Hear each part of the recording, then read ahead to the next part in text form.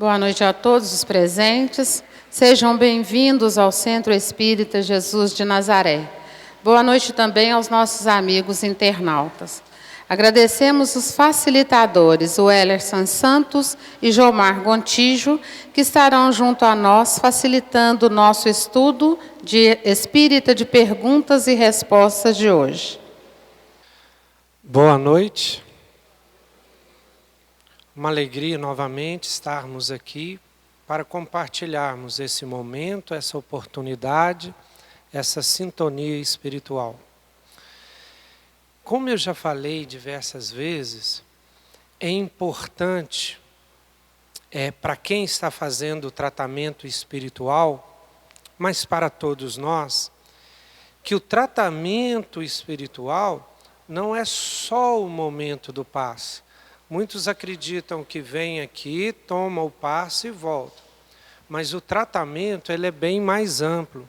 Quando a gente já adentra essa casa, o próprio clima, as vibrações daqui já ajudam nesse tratamento espiritual.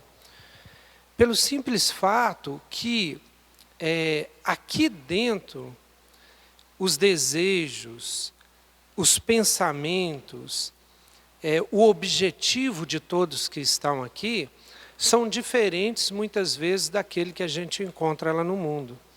Muitas vezes o mundo nos adoece, porque lá nós ficamos ansiosos, preocupados, agitados, correndo atrás de objetivos muitas vezes temporários, semanais, mensais, e isso muitas vezes adoece o nosso corpo que não aguenta tanta pressão.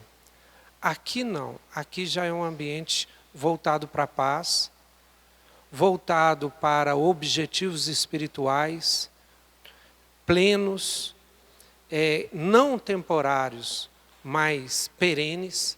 Então, eu não sei se vocês conseguem ter essa percepção, mas quando a gente entra nessa casa, a gente já começa a sentir um clima diferente.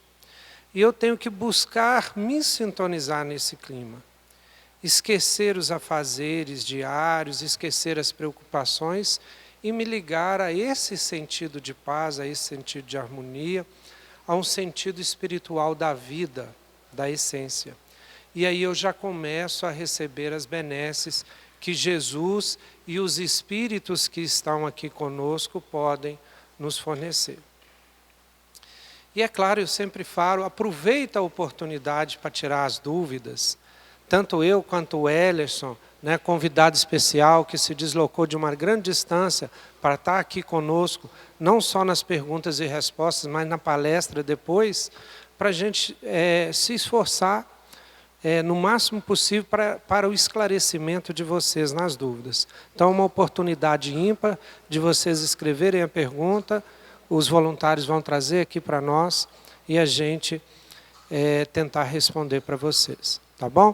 Passar a palavra para o Ellerson, seja bem-vindo. Viu uma alegria muito grande dessa casa recebê-lo, sempre é motivo de festa.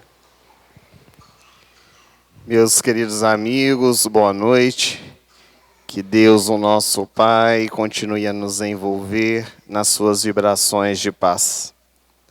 Gostaria de saber sobre a gravidez. Acontece de você em sonhos aceitar o espírito que vai receber como filho? Como é este processo? O espírito Caio Mário, pela mediunidade Abel Gleiser, no livro Minha Vida em Gestação, ele tem ocasião de contar a sua experiência antes de se reencarnar aqui na Terra.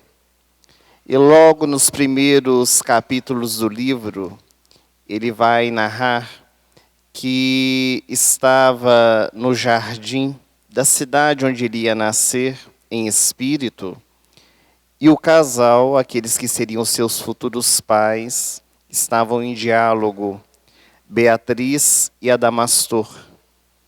Beatriz, ela estava desejosa de ser mãe, enquanto Adamastor, ele achava que deveriam esperar mais um pouco, porque estavam recentemente casados e precisavam primeiramente vivenciar as experiências das núpcias, das viagens, das alegrias do casamento.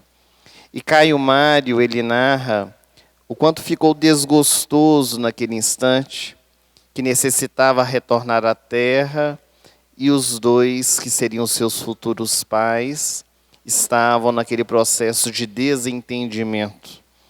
E ele começa então a envolver o coração de Beatriz, que estava desejosa de ser mãe, para poder, no seu jeitinho feminino, conseguir com seu marido que ele pudesse desejar também que fosse por aqueles momentos, por aqueles meses por vindouros. E realmente ela consegue os seus objetivos, e Caio Mário, ele conta também da sua alegria, daquele instante em que Adamastor disse à esposa, que já que era o seu desejo, que ele também corroborava.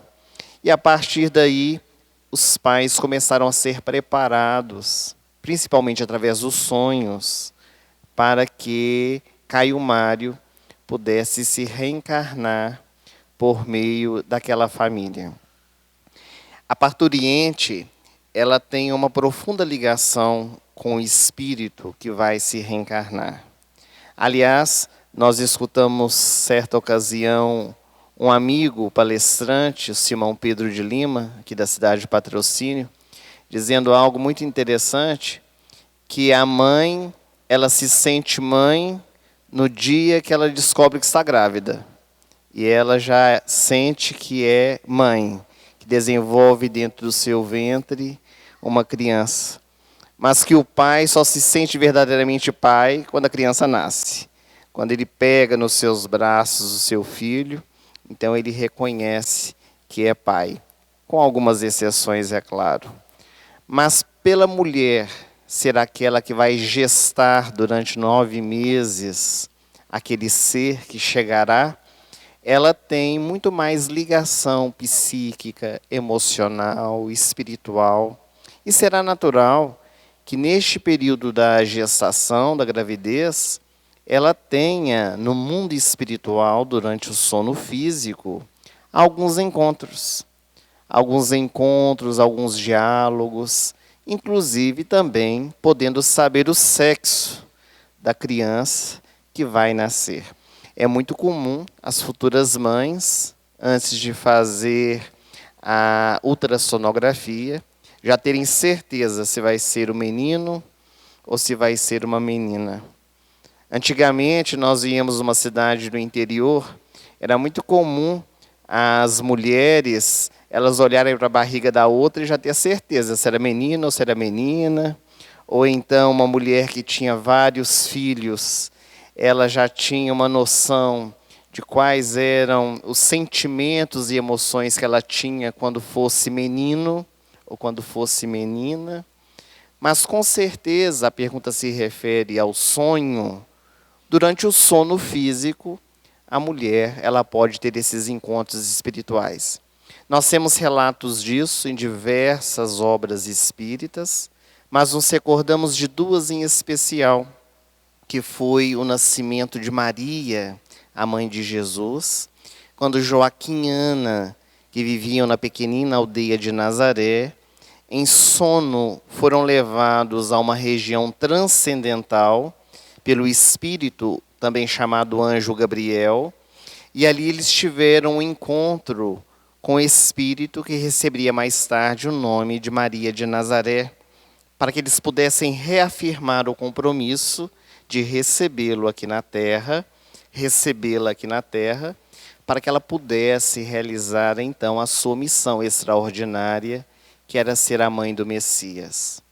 Bem mais tarde, no século XVI, nós também vamos encontrar Pedro Bernardone, o rico homem da cidade de Assis, que fazendo uma viagem, ele contagiou-se com uma enfermidade que nenhum médico lograva curar, e numa noite, enquanto ele dormia, desprendido do seu corpo físico, sem se dar conta disso, ele se deparou com um espírito iluminado, que ele acreditou mesmo ser Jesus. e era o seu futuro filho, aquele que viria através da sua família para também cumprir uma grande missão, aquele que receberia o nome de Francisco de Assis. Mas muito antes da sua esposa Maria Picalini dar-lhe a notícia de que estava grávida, ele havia tido este encontro espiritual e sabia que o filho que teria com a sua esposa seria um varão. Então, as mulheres, os homens que vão ser pais, eles podem ter esses encontros espirituais, recebendo então as informações muito antes do que os espíritos nasçam aqui na Terra.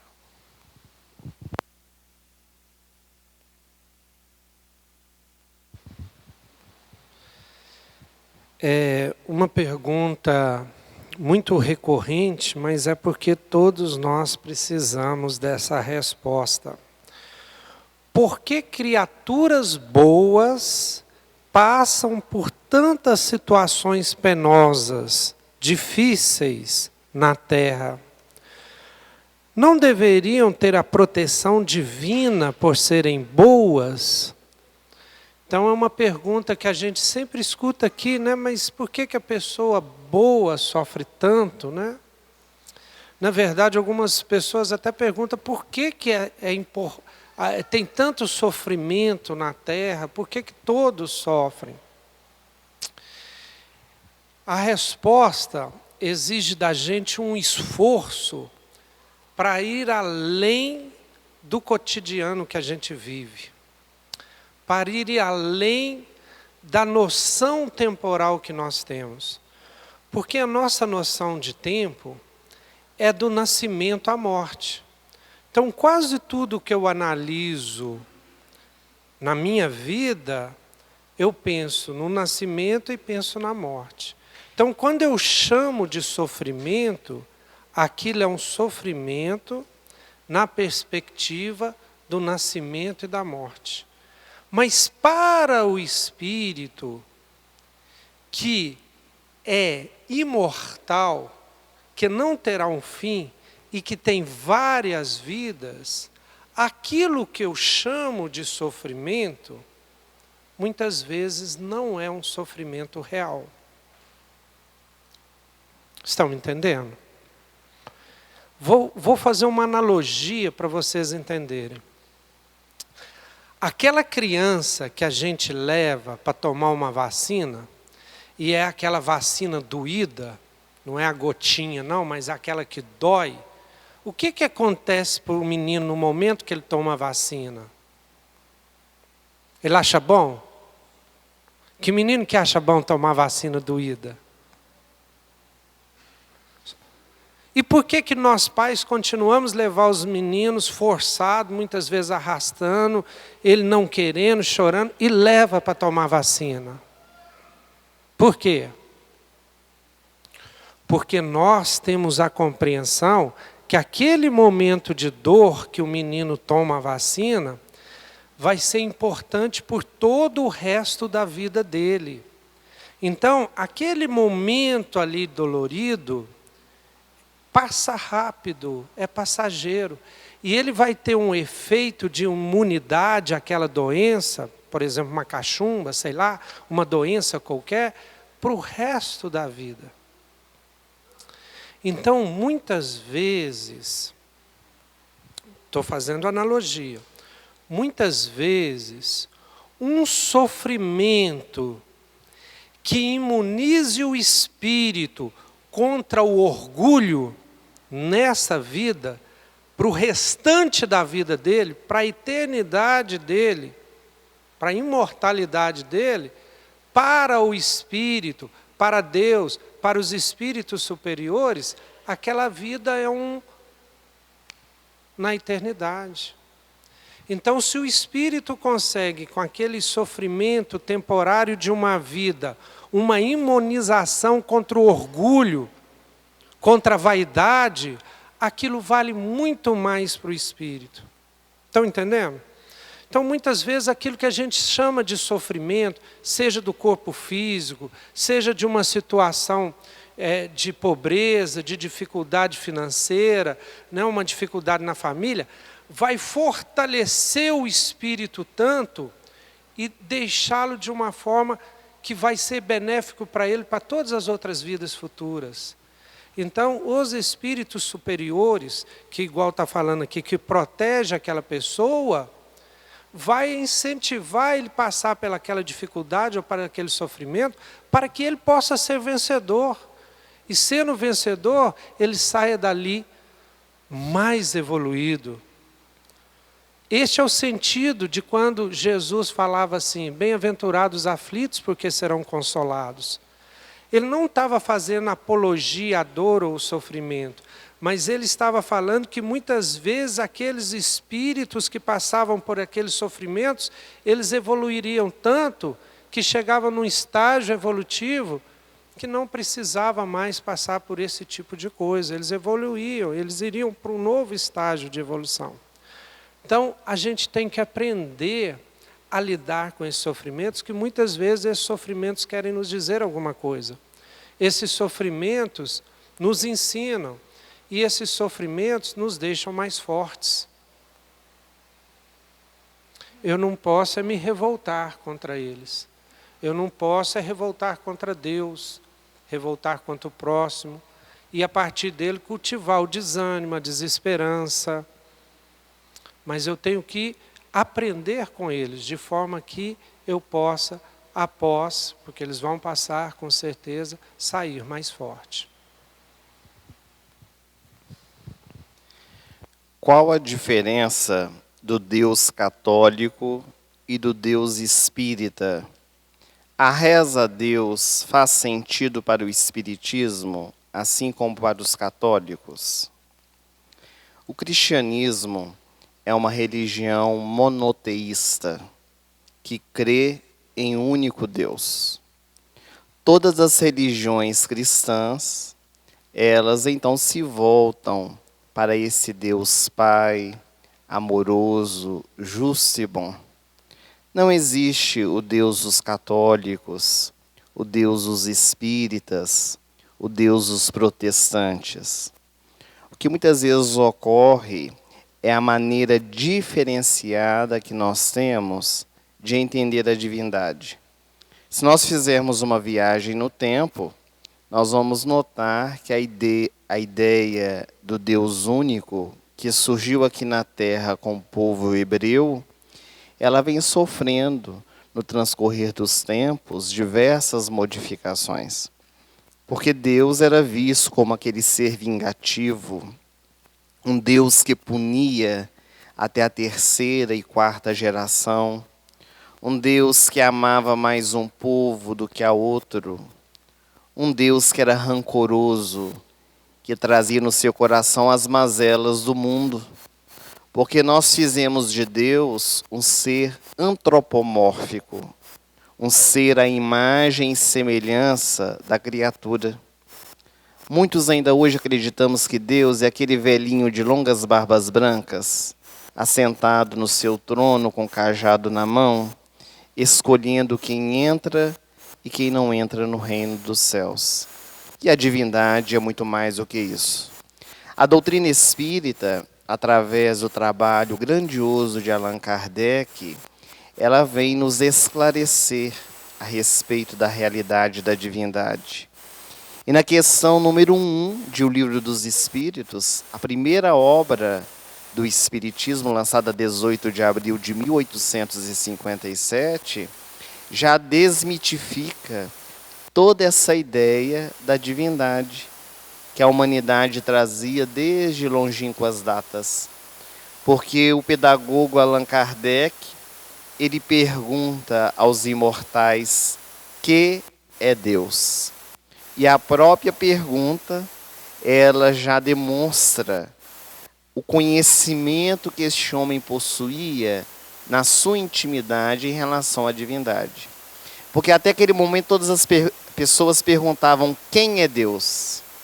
E quando nós utilizamos quem é Deus, nós estamos personificando a divindade. Quando nós utilizamos que é Deus, nós estamos alargando o nosso conhecimento. E os imortais vão nos dizer que Deus é a inteligência suprema, causa primária de todas as coisas. E que na nossa capacidade, na evolução espiritual em que nós nos encontramos, nós temos muita dificuldade de entender o que seja divindade. E de uma maneira muito parca, o Espírito de Verdade, na questão de número 13 da mesma obra, vai nos apresentar alguns atributos de Deus. Deus é único, Deus é perfeito, Deus é soberanamente justo e bom, Deus é onipresente, onipotente. Mas talvez uma das maiores definições que nós tenhamos de Deus, dada pelo mundo, foi aquela que nós encontramos no Evangelho de João, quando ele nos diz que Deus é amor. Isso sintetiza o significado deste ser que nos criou, que nos deu o dom da vida. Mas a pergunta se refere também à questão da nossa comunicação com Deus. A pessoa diz a reza. Nós, no nosso movimento espírita, utilizamos a palavra oração, prece. É apenas uma questão de nomenclatura. O fato é que para nós a oração, como para os católicos, como para os protestantes, é de grande importância. Porque é abrir a boca da nossa alma para falar os ditos do nosso coração. Quando nós oramos, nós verticalizamos o nosso pensamento, os nossos sentimentos, àquele que nós estamos evocando.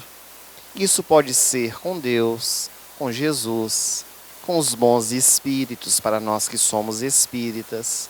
Os católicos evocam os santos, que eles acreditam que nada mais são do que os espíritos que já alcançaram alguma evolução espiritual. Os nossos irmãos protestantes que evocam o Senhor através da oração. E mais uma vez, a doutrina espírita, ela nos aclara um pouco mais a respeito da oração. Quando também, em O Livro dos Espíritos, na sua terceira parte, nós vamos encontrar um capítulo chamado Lei de Adoração, onde Allan Kardec vai trabalhar todas essas questões relacionadas à prece, dizendo-nos que ela tem 3 funções essenciais, que é louvar, agradecer e pedir. Muito embora nós utilizemos, a maioria das vezes, a oração apenas para pedir, nossos longos petitórios, a oração, ela também tem a característica de nós podermos louvar aquele que é o nosso Criador e agradecer todas as bênçãos que nós temos recebido, todas as oportunidades que têm batido à nossa porta, mesmo aquelas que nós julgamos ser situações menos felizes, como a questão que o Jomar nos respondeu, mas tirando da experiência o lado positivo. Todas as vezes que nós oramos a Deus com fervor, que nós falamos verdadeiramente o que vai dentro do nosso coração, a nossa prece, ela é escutada. Maria João de Deus, no livro Cartas de uma Morta, pela mediunidade de Chico Xavier, ela vai narrar que quando desencarnou, ela foi convidada para trabalhar numa colônia espiritual que tinha a responsabilidade de anotar as preces que eram endereçadas ao mais alto daqueles que viviam aqui na Terra. E ela conta que algumas orações passavam por ela como fachos de luz, não eram escutadas pela colônia espiritual, eram endereçadas diretamente ao espírito que estava sendo evocado por causa da fé que a pessoa tinha aqui na Terra. Outras orações chegavam até eles catalogavam, dividiam e enviavam aos benfeitores para análise. E havia algumas orações que nem mesmo na colônia chegavam. Ficavam aqui mesmo na Terra, palavras soltas, jogadas ao vento. quando nós fazemos a prece como algo maquinal, automático, sem sentimentos. Mas a oração é esse recurso bendito que a divindade nos ofereceu para que nós nos sustentemos na nossa caminhada. É por isso que Allan Kardec orientou que todas as nossas reuniões espíritas, todas as nossas tarefas assistenciais, elas deveriam iniciar com uma oração e terminar também com uma prece. Porque seria aquele momento de nós nos vincularmos todos numa só vibração, nos preparando para as atividades. Muito bom, Ellerson. Inclusive, um pequeno comentário sobre a prece de agradecimento. Gratidão tem tudo a ver com felicidade, porque gratidão tem a ver com a nossa competência, com a nossa capacidade de poder observar as coisas boas que acontecem na vida. Porque a gente parece observar mais as coisas ruins. A gente não observa as coisas mais simples da vida, como, por exemplo, a saúde. A gente só agradece pela saúde quando a gente perde. Aí a prece é para pedir saúde. Mas no momento que a gente tem saúde, a gente nem percebe que é saudável. E assim vai. A gente não agradece por poder ver, por poder se locomover, por ter uma família, né? Por receber uma visita que nos traz coisas boas. A gente não tem a capacidade de perceber o tanto de coisa boa que Deus põe na nossa vida. E a felicidade está diretamente proporcional à gratidão, porque é os nossos olhos, que são as luzes da nossa alma, sendo competente para perceber as coisas boas do mundo. Um dos evangelhos apócrifos, eu não me lembro qual, talvez você me ajude, Wellington, conta um caso que Jesus passou por uma ossada, né, de um animal, de um cão, não sei, e todos os apóstolos fizeram comentários, ai que carniça, ai não sei o quê. Jesus olhou e falou assim, que belos dentes tinha aquele animal. Você conhece essa história? Está num dos apócrifos. E mostra um pouco de como que Jesus tinha capacidade de ver coisas boas até onde a gente só vê coisa ruim. Então isso é demonstrado através da prece quando eu consigo fazer uma prece de agradecimento. Mas saindo de Deus e indo para Jesus, eu tenho uma pergunta aqui que é o seguinte, porque Deus está muito lá em cima, né? A pessoa pergunta assim, por que o Espiritismo fala tanto em Jesus Cristo e deixa os outros mestres de lado? O que será, né?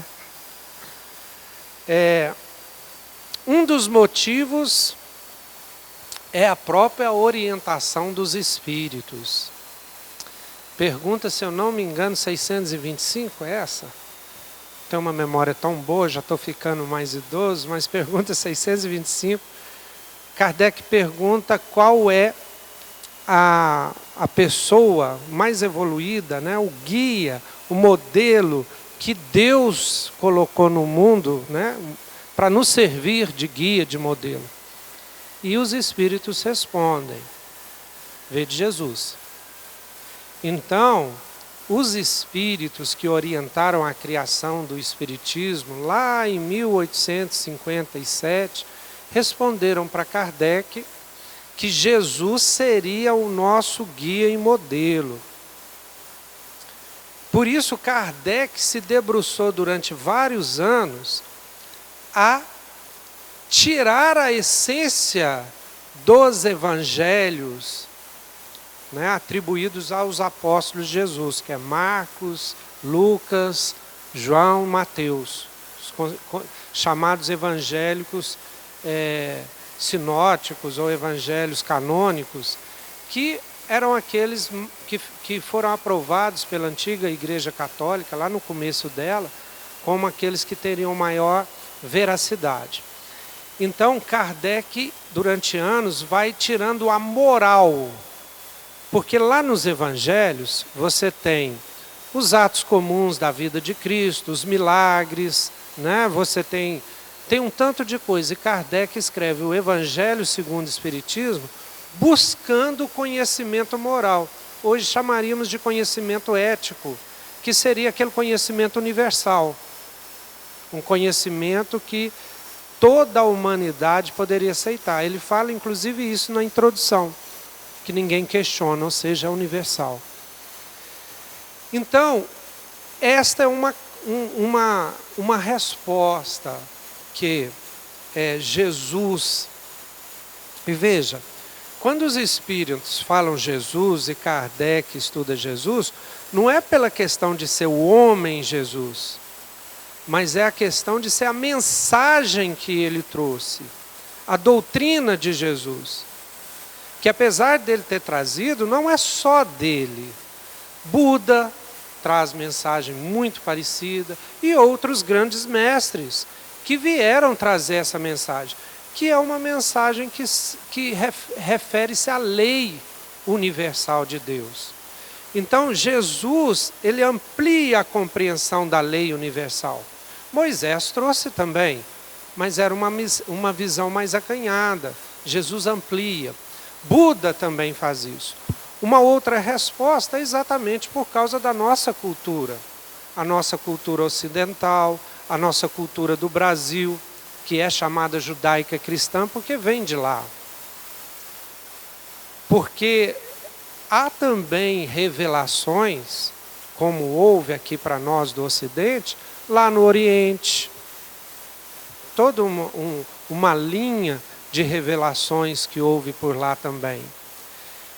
Lá talvez o Espiritismo pudesse estudar mais Buda, estudar mais as doutrinas de lá, sem problema nenhum, né? O Espiritismo não é necessariamente só o cristão pode ser espírita. O budista pode ser espírita, né? Desde que entenda aqueles princípios básicos que Kardec explicou lá, reencarnação, que é, por exemplo, também uma doutrina do Buda, e vários outros. E outras, se você gosta, tem muitas obras espíritas que estudam outros grandes mestres, sem ser Jesus. Eu já li muitas obras espíritas sobre Francisco de Assis, obras sobre os santos, obras sobre os evangélicos apócrifos, sobre personalidades do Oriente. Então, o Espiritismo hoje tem uma vasta literatura sobre outros grandes mestres. Agora, realmente, Jesus é o mais estudado, porque ele melhor representa a parte moral da doutrina espírita, a parte das consequências da filosofia espírita. Só explicando um pouquinho por que isso é importante. O que é a moral? A moral, ela depende de um corpo de doutrina, de um corpo que a gente chama tecnicamente de ontologia. Ontologia é uma explicação, uma teoria do ser. Por exemplo, uma teoria materialista que acredita que o ser, a consciência, é um subproduto do cérebro, ou seja, o que existe é o corpo e o cérebro. O corpo morreu, o cérebro morreu, a consciência acabou. Essa teoria do ser, essa ontologia, traz uma consequência ética ou uma consequência moral. Por quê?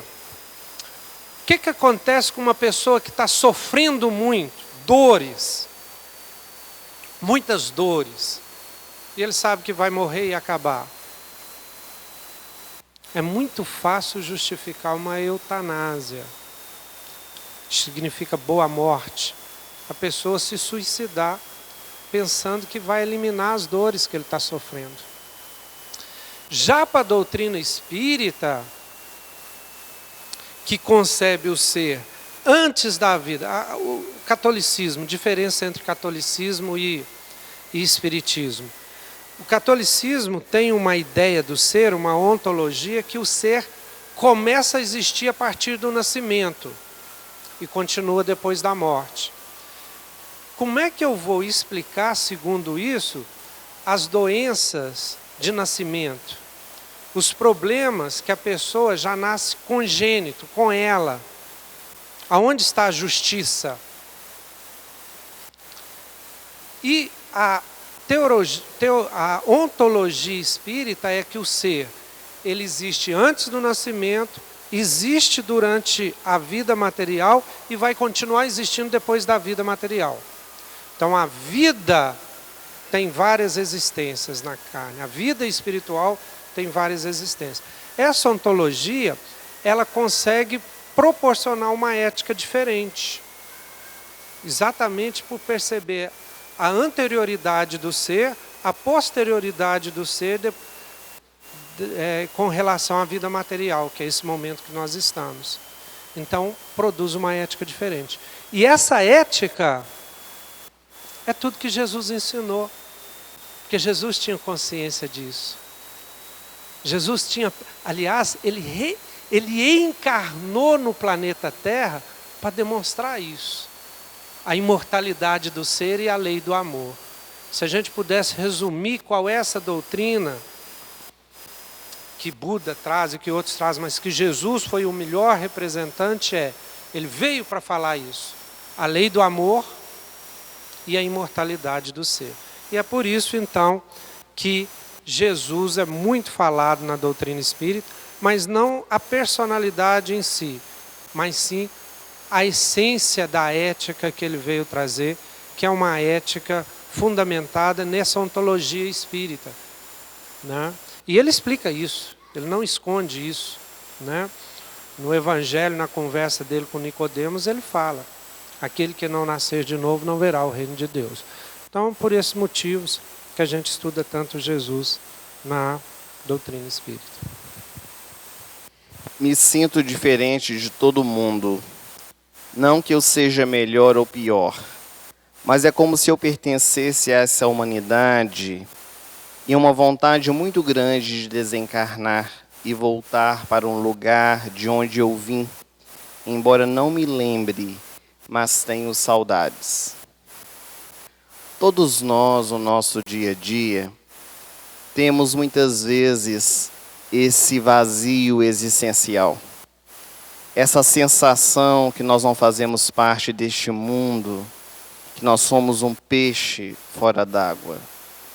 Isso se dá na nossa vida por causa dos desafios que todos nós passamos. Verdadeiramente, a nossa pátria não é a terra física, é o mundo espiritual. Essa é a verdadeira vida do espírito. Aqui na Terra nós estamos de passagem, mergulhados no corpo físico, para nos prepararmos para uma realidade posterior. Mas é necessário nós enfrentarmos estes desafios. Por mais que nós sintamos essa saudade, que nós não sabemos de onde, de quem, quando, onde, como, é preciso nós estarmos presentes na nossa vida física, porque essa saudade e essa vontade de estar neste outro local, isso não é pensamento suicida, é bem diferente. O suicida, ele quer fugir dos seus compromissos. Aqui é aquela estranha saudade de não sei o quê, mas esse vazio que nós sentimos. E isso se torna natural na nossa caminhada, mas nós necessitamos arregaçar as mangas para aproveitar as oportunidades que estão batendo à nossa porta. Porque a divindade, ela nos dá e nos favorece a reencarnação, justamente para nós depurarmos o nosso ser, a fim de que essa realidade espiritual, ela seja muito mais feliz. Porque aqui na Terra nós temos essa vida muito densa. O corpo físico é um escafandro para o nosso espírito. Como se nós ficássemos tolhidos de vivenciar algumas experiências que no mundo espiritual se alargam. Mas a necessidade, porque é aqui na Terra que nós vamos colocar em prática verdadeiramente todo aquele conhecimento que nós adquirimos aqui mesmo ou no mundo espiritual.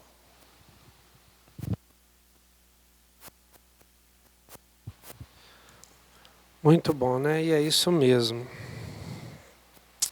Falando de Jesus, né, gente? Outra pergunta aqui, ó. Qual a participação de José na educação de Jesus? Como foi o seu desencarne? E o que se sabe dele na história?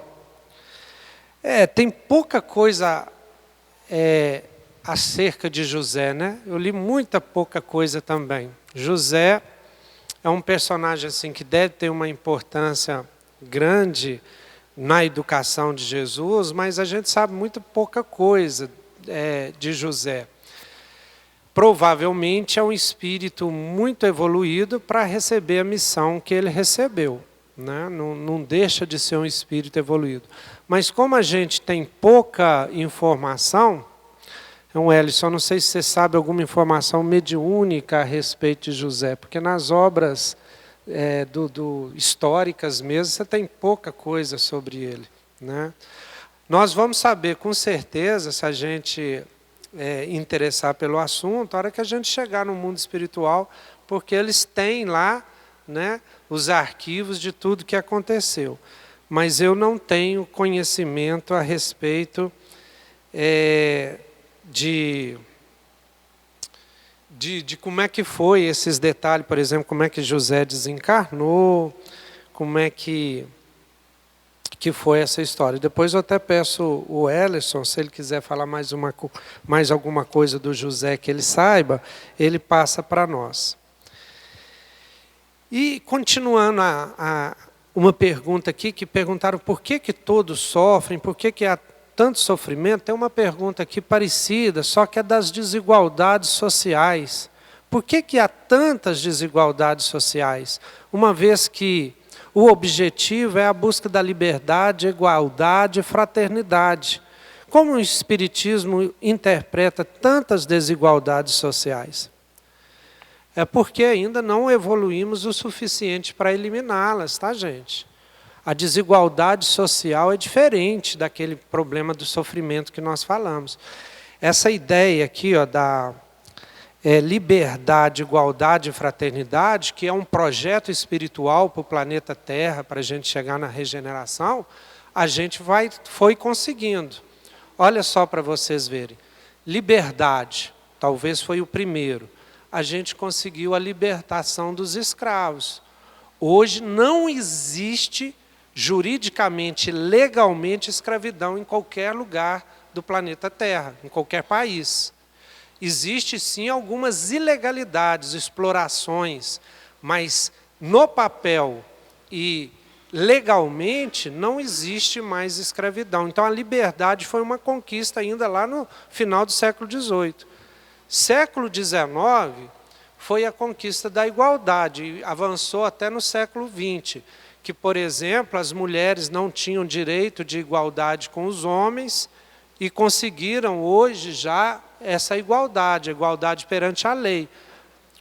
Está quase que uma conquista já assegurada. O problema foi na fraternidade. A fraternidade a gente não conquistou ainda. E é a fraternidade que eu acho que vai solidificar todas as outras conquistas, porque a fraternidade é o amor, né? Você ser fraterno, frater do latim é irmão, você tratar o outro como irmão, como frater, né? É uma proposta do amor, é uma proposta do cristianismo, e a gente não alcançou. Quando a gente alcançar a proposta do amor, as desigualdades sociais quase desaparecerão. Pelo menos essa grande distância que existe, não vai haver mais, né? A sociedade em si vai conseguir eliminar isso aí, porque não vai aceitar esse tipo de coisa, né? É claro que sempre vai haver uma desigualdade, porque nós somos desiguais, né? Mas vai ser com respeito, né? E o mais forte e o mais rico vai ajudar quem é mais fraco, quem é mais pobre. Isso é solidariedade.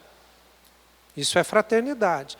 Então nós vamos alcançar isso. É uma promessa que o planeta Terra, eliminando o egoísmo, vai passar por uma fase de transição e vai chegar a uma regeneração, um planeta de regeneração, né? E depois vai chegar um planeta feliz. Então vai chegar um ponto que essa desigualdade social tende a diminuir e até acabar, ou pelo menos chegar a um ponto que a pobreza extrema não exista mais, né? Em relação à pergunta sobre José, nós vamos ter uma mensagem de Emmanuel pela mediunidade Franciscano Xavier, que nos fala de maneira muito parca a respeito do pai de Jesus, que teve uma fundamental importância no seu processo também de vinda ao planeta terrestre, embora ele tenha ficado anonimato para que a mensagem do Cristo pudesse falar ainda mais. José, segundo nos diz o livro A Gênese de Allan Kardec, foi o pai biológico de Jesus. E daí a sua fundamental importância. E no processo educacional, embora as páginas do Evangelho não nos tenha narrado, ele também teve o seu trabalho, já que os varões eram os responsáveis por fazer este trabalho na intimidade doméstica na sociedade judaica. Tanto é que Jesus aprendeu o trabalho de carpinteiro com seu pai e pôde trazer o sustento para a sua família quando José desencarnou, deixando Maria e também os irmãos de Jesus, e Jesus se torna o arrimo de família, trazendo sustento para todos eles. A pergunta que nos foi endereçada, a última, nos parece, como é o processo de reencarne de um espírito que futuramente o homem ou mulher vem se revelar gay. Por que desse processo e dessa transformação? O processo de reencarnação de todos nós é igual. Não existe diferença. Quando se dá a fecundação do óvulo pelo espermatozoide, o perispírito do reencarnante é ligado àquela célula ovo e, através da mente, o espírito que vai se reencarnar, ele comanda todo o desenvolvimento do seu organismo físico, transferindo todas as suas conquistas, positivas e negativas, e pela hereditariedade também vai construir o seu organismo até o momento do nascimento. A homossexualidade é uma orientação sexual. Quando o indivíduo, em determinado momento da sua trajetória reencarnatória, ele desperta sentimentos por alguém do mesmo sexo. Isso pode se dar por uma série de fatores. Mas o principal deles, que nos explicam os benfeitores espirituais, é um espírito que vivenciou várias experiências reencarnatórias no corpo masculino e, de repente, é convidado a nascer num corpo feminino para desenvolver as potencialidades da feminilidade. Pode acontecer que esse espírito, quando ele enverga um corpo feminino, ele tenha tendências masculinizadas. Pode desenvolver, inclusive, os sentimentos por alguém do mesmo sexo. Nós vamos ter mulheres masculinizadas, que não são homossexuais, como homens afeminados, que também não são homossexuais. A homossexualidade, conforme nós dissemos, ela se caracteriza pelo sentimento. Isso não quer dizer que haja o ato sexual. O único fato da pessoa, ela já ter sentimentos para alguém do mesmo sexo, sentimentos físicos, amorosos, já é caracterizada uma orientação homossexual. O que nos cabe é o nosso mais profundo respeito. Não nos cabe julgar a quem quer que seja pelas suas atitudes. Emmanuel, no livro Vida e Sexo, nos deixa isso bem claro, logo no prefácio da obra, quando ele nos diz que todos nós temos telhado de vidro, que nenhum de nós temos direito de julgar nem a primeira e nem a última pedra. Em relação a este tema, a homossexualidade, que é um tema muito vasto, Nós convidamos a pessoa que nos fez a pergunta e a todos os senhores para lerem um livro do nosso movimento espírita, que tem tratado acerca do assunto com muito critério, que é o livro Homossexualidade, à luz do espírito imortal. Este livro foi escrito pelo doutor Andrei Moreira, de Belo Horizonte. Ele é presidente da Associação Médico Espírita de Minas Gerais, e através de um trabalho de pesquisa, ele nos trouxe este tema com grande responsabilidade. Vai alargar ainda mais o nosso entendimento acerca do assunto. Gostaríamos de agradecer a todos vocês por essas oportunidades maravilhosas de esclarecimento, né, de ampliar os nossos conhecimentos a respeito da doutrina espírita, a respeito da mensagem de Jesus. Agradecer também os internautas que estão nos vendo e ouvindo, né, e pedir a Deus que possa cada vez mais ampliar o nosso sentimento e a nossa concepção do sentido do que estamos fazendo aqui. Muito obrigado.